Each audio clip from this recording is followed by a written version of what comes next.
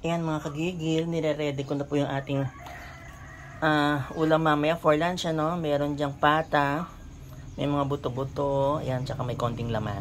Na po, no, meron na ng sibuyas at paminta at papakuluan po natin ito. Maraming tubig. Ayan, naka-ready na po yung gulay natin, no. Meron tayong mais, may celery, may bagu beans, patatas, saging na saba, pechay at repolyo.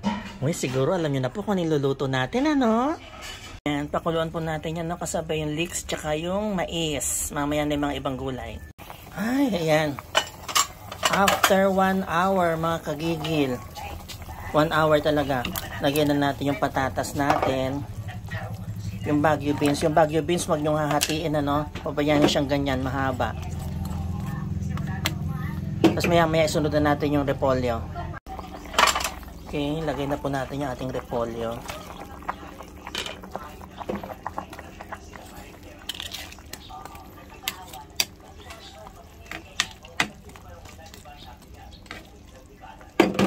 Lagay na po natin yung pechay natin, ano? Pechay.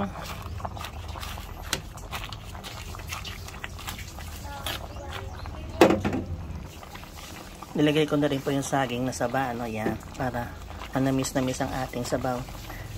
Sandali na lang po siguro ito. Mga 10 to 15 minutes. Yan, mga kagigil. Tignan na natin, ano.